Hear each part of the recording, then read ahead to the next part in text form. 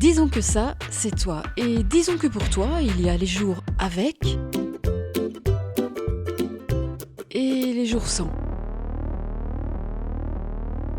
Bon, déjà, je tiens à te rassurer, c'est un peu comme ça pour tout le monde. Maintenant, la question, c'est dans une semaine, tu as en moyenne combien de jours avec et combien de jours sans? En d'autres termes, quelle est ta stabilité émotionnelle? Si tu es curieux de le découvrir, tu pourras déjà faire un mini-test dans cette vidéo ou alors un autre plus complet si tu préfères. C'est Eysenck, un psychologue allemand, qui a conçu ce test. Il s'est également intéressé au tempérament, à l'introversion et à l'extraversion, comme je te le disais dans la vidéo sur les 4 tempéraments. Bon, d'abord, c'est quoi la stabilité émotionnelle? Pour illustrer ce concept, disons que tu es sur un bateau. Et disons que le bateau est sur l'océan.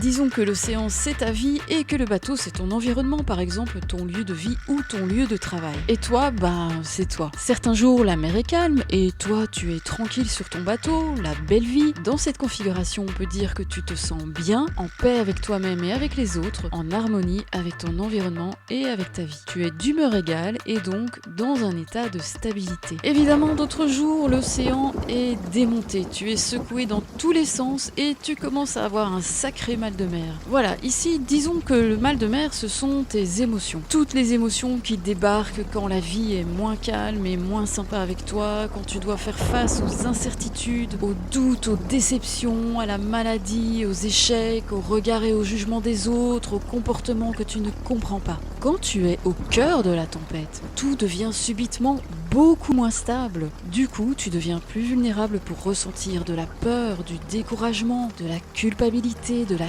colère, de la tristesse, une impression de ne pas être à la hauteur, le sentiment d'être inutile. Et quand toutes ces émotions prennent beaucoup trop de place dans ta vie, quand ces émotions t'envahissent sans prévenir, alors que l'océan a juste fait une toute petite vaguelette de rien du tout, eh bien là, tu es en état d'instabilité émotionnelle. En fait, la stabilité émotionnelle, c'est ta capacité à rester d'humeur relativement stable, que tu sois sur un océan calme ou que tu sois dans la tempête. Bon, alors attention, il ne s'agit pas de rester indifférent à tout, hein. Non, ça c'est pas de la stabilité, c'est de l'apathie extrême. Mais disons qu'entre l'apathie extrême où tu ne ressens rien et l'instabilité émotionnelle où tu subis tes émotions, il y a une sorte de zone idéale où tu acceptes de recevoir et de gérer tous les problèmes que la vie t'envoie, où tu acceptes aussi de ressentir des émotions contrastées, mais sans te laisser submerger par tout ça. Cette zone qui nous fait tous rêver, c'est la zone de la stabilité émotionnelle. Alors, dans quelle zone navigues-tu actuellement? Pour te faire une première idée, voici un mini-test. Appuie sur pause, prends un crayon pour noter et reviens.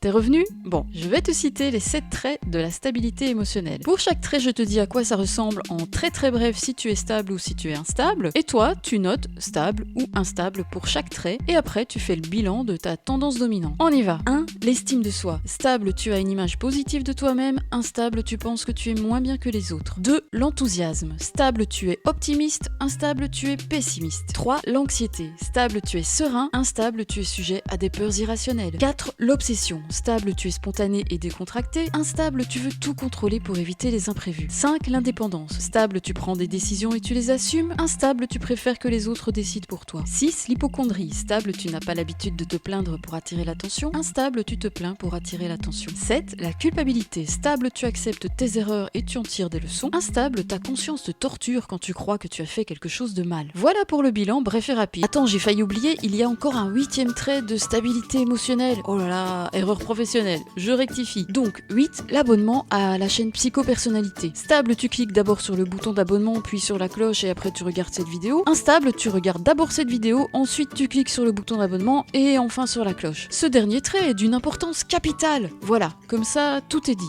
Pour cette fois-ci.